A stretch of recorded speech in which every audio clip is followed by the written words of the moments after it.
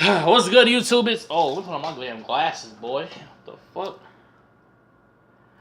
Anyway, though, what's good, YouTube? It's your boy, your host, Rest Guy, Dragon Squad, bitch. Back here with another reaction, man. Today, I'm here with the high school player who was once considered to be better than LeBron James. LeBron, fuck LeBron, you know, Warriors fan since 2008.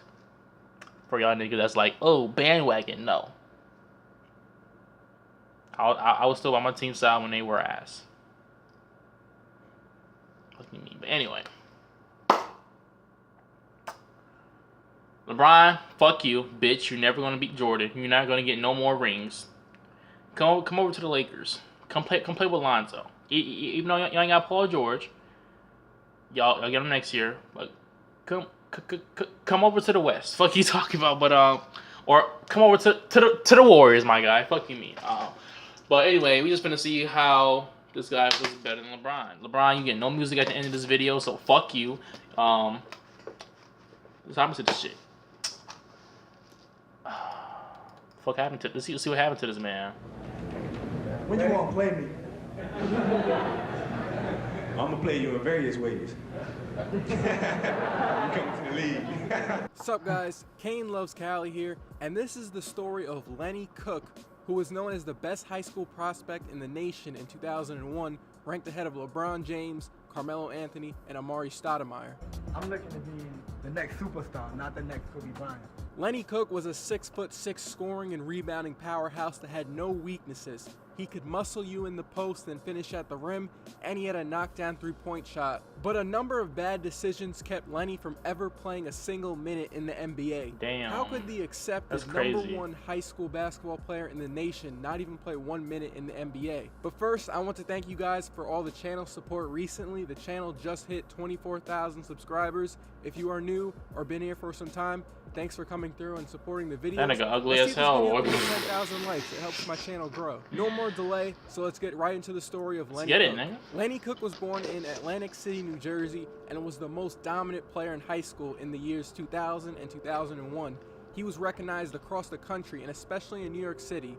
Lenny was the next guy up as New York City's basketball legend. He was born in New Jersey, but he grew up in Brooklyn with his mom and dad and siblings. He lived in a rat-infested apartment where on cold nights they heated themselves by using an open oven. The neighborhood he lived in was filled with drug dealers, addicts, and prostitutes. It was very rough for Lenny growing up. And he didn't even start playing organized basketball until he was 15 years old when an AAU coach saw him playing in a park and invited him to join his AAU team. Cook was very athletic and tall, but he couldn't shoot, really couldn't dribble, and he couldn't pass well. But with his physical skills, he had the intangibles to be a star, according to that AAU coach. Just to give you an idea of how widely known Lenny Cook was, when Lenny and Carmelo Anthony were both juniors in high school, Melo went on a plane just so he could play against Cook. You can see in this video right here, Melo is on offense in this clip, and he is being guarded by Lenny Cook at this outdoor court. Carmelo said everyone in high school admired his game and was a fan. Melo said it was his size, how strong he was, how he could pass the ball and play the point. Kind of like Magic, I guess. He was really explosive. Joakim Noah grew up in New York City. He was a huge fan of Lenny Cook and loved going to his games because he was such a dominant force. He said in an interview, "Lenny was really my hero because the way he could dominate a game was unbelievable to me." Lenny was a 6'6" combo who cares about Noah? What the fuck you talking about, bro? In his sophomore year, he averaged 30 points and 15 rebounds per game. In high school, he could play any position. Damn, nigga like a he could Zion post up out there. anyone, no matter their size. He had a vertical jump that no one could match. He could shoot the three. He had tight handles and had a competitive fire on defense. Lenny filled up the box score in his junior year also. The numbers were a bit down, 25 points and 10 rebounds, but he was still dominant. Besides being unstoppable in regular high school games, Lenny Cook made his name at the ABCD camp, which stopped running in 2007. The ABCD camp was one of the biggest, biggest summer basketball circuit in the country. It was where all the top high school basketball prospects come together and play each other. What was that fat Bryant, nigga? Dwight Howard, Derrick Rose, Kevin Love, Tracy McGrady, Isaiah Thomas, and James Harden are a few of many notable basketball names that have played at the camp. The year before, Lenny Cook was the camp's MVP, so he was expected by most of the camp to dominate again that year, win the MVP, and the tournament title. In the tournament, Lenny's team beat Carmelo Anthony's team in the semifinals to set up the championship game between him and LeBron James's team. LeBron was well known at the time in 2001, but this was a year before the Sports Illustrated cover, and Lenny was still sitting in the throne. He was the champion and the MVP of the camp and was expected to dominate. I just want to come here and play hard. It really doesn't matter if I'm the best player in the camp. You know, I still know what I can do. And he did dominate, but the throne changed in the championship game at the 2001 camp. Unfortunately, there's no video of the full game, but it is said LeBron and Cook were going back and forth scoring on each other in the first 3 quarters. They were each showing why they were the best high school player in the nation. The game stays close in the 4th quarter, and Lenny Cook's team is up by 2 with the ball, and there's less than 10 seconds in the game. At this point, LeBron outscored Lenny Cook 21-9. All Lenny Cook's team has to do is inbound the ball and make free throws. But on the inbounds, LeBron stole the ball and quickly dribbled to the right side of the floor while being guarded by Lenny Cook. Right before the buzzer expired, LeBron pulled up for a 3 right in Cook's face and switched the 3-point shot to win the tournament title. Damn. Lenny was shocked and was expecting LeBron to drive to the rim. Sonny Vaccaro, the man who ran the camp and signed the shoe deals for Michael Jordan and Kobe Bryant, said that game-winning shot LeBron made over Lenny Cook was the moment Lenny Cook never recovered from. His exact words, What? He beat Lenny on his own turf. I mean, you can say it was one shot, one game, but in a way, Lenny never recovered. LeBron James is simply the greatest 15, 16-year-old kid I've ever seen in my life. He has a chance, when it's all over, to be one of the greatest players ever to play the game. Lenny Cook was no longer in that class of top players in the country after that game. Carmelo said, after that, we just didn't hear very much about him. Throughout high school and going into his senior year, Lenny had poor attendance and grades. He went to parties a lot, and on top of all of that, he was academically ineligible to play high school basketball that year. So he transferred to a high school in Flint, Michigan to get his diploma and get in the gym. Because he was ineligible to play, he could only play in pickup games and tournaments, which really hurt his game because none of this was organized with the best competition. Cook had a few high-level college basketball teams wanting him. He had offers from North Carolina and Ohio State, but he was seriously considering St. John's University because it was in New York City, which was close to his home in New Jersey. But he and his team of advisors decided on skipping college and going straight to the NBA. They spoke to a dozen of NBA teams that said they were seriously thinking about taking Lenny Cook in the 2002 NBA draft. 3 teams said that they wanted to take him in the first round. Cook thought it was the best move for him. The NBA was his childhood dream, and he thought he would be able to smoothly take that extra step to the league. Debbie Bortner, who was a secondary mom for Lenny Cook, she wanted him to go to one of those colleges, and Debbie was very disappointed with his decision. She said in an interview to a New York newspaper, "I tell the kids to use this sport to further your education, but the Sharks were circling Lenny, making promises they couldn't keep. He paid a very heavy price for their despicable behavior." But the draft did not go how Lenny Cook thought it would. Every team passed on him in the 2002 draft. Cook did not get signed onto a team that summer either. How does this happen? Well, for one, Cook did not show up to any pre-draft workouts when teams were calling him, and he admits that his arrogance was one of the many reasons why teams did not give him a shot. Plus, he injured his right big toe on the first day of a pre-draft camp, which basically eliminated his chances to impress NBA teams. An Eastern Conference assistant coach said they didn't think he was good enough and that he should have used a few years of college. Whoever was advising him gave him bad advice. They did not like that he wasn't in organized basketball for some time.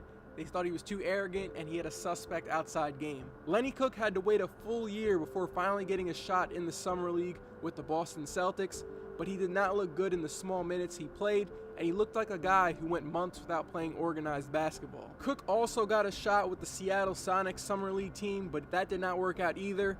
He then played a couple years in Asia before tearing his Achilles tendon, ending his basketball career forever. What was the biggest reason in Lenny not turning out like how scouts said he should? Lenny said, "Physically I was ready, but mentally I was not." And what does Lenny have to say about LeBron now? He said, "My kid's like LeBron James. He's earned everything he's gotten and taken advantage of every opportunity he's been given. How can I be mad at him? He's built his brand the right way." Lenny Cook says he wishes he listened to Debbie Bortner, who was a family friend, about going to school. Cook says, "It's up to you to make your own decisions about who you're going to surround yourself with because your image is more important than anything else." Today and in the past 5 years or so, Lenny has been using his story to teach younger high school athletes that are looking to go pro about the importance of taking every aspect of high school seriously so they do not end up like him. When the NBA changed its draft eligibility rules in 2005 to all players must turn at least 19 years old in that calendar year and be 1 year removed from their high school graduation, Lenny Cook is looked at as one of the reasons why there was a rule change. In final, Lenny says, "When I was hanging out doing crazy things and partying, I was 16, 17 years old, and I was hanging out at clubs, and I didn't have no business being in there." And LeBron and Carmelo, they were in bed getting ready for school and getting ready for workouts the next morning before class. And that is the story of Lenny Cook, the high school player who was once considered the top high school player in the nation. Definitely an interesting but tough story to read and learn about from when he was growing up. He grew up in a very rough neighborhood, and he didn't even start playing basketball until he was 15 years old. So what would have happened if he would have been able to, play basketball, organized basketball since he was like 7, 8 years old? What could he have grown into? And what would have happened if he didn't have those neighborhood leeches telling him, go to the league, go to the league, because they just wanted money from him. And unfortunately, he believed in his own hype. He thought he would be able to make it to the league very easily, but things did not go as planned. But at least he's using the situation now to teach and tell kids the story so they don't end up like him when he's 30 years old. Again, I want to thank you guys again for all the channel support. Recently, we're up to 24,000 subs. We're growing at a nice pace. So my name is Kane, and I'll see you guys in my next video. Damn, man. That shit just made me sad as hell, bro. LeBron low-key ended that man's career, but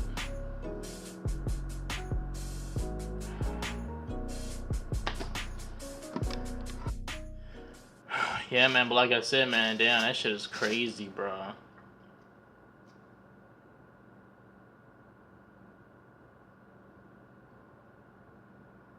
Damn, that shit really got me sad, though. Like, he was one of the hottest players, and he just did bad decisions, get a hold of him, and he just stopped playing basketball, which was his whole life. And then he had to resort going to another country, and then he tore his ACL. Like, damn, bro. I don't even know what the hell to. I don't even know what to say to that, man. I just gotta, sit down and think about, the choices I'm making in my life, that story is, because I don't know, I procrastinate, but I still always manage to get my stuff done. But yeah, I'm just gonna have to think about this. This story really moved me, to be honest. Damn. So I think I'm gonna just, go. So y'all guys can post your comments down below. Tell me what you guys thought about this, man. Leave a like if you enjoyed this, like if you didn't, subscribe. I upload every single day except for on Fridays, and I'm finna be out this bitch. Jenga Squad, bitch. Damn.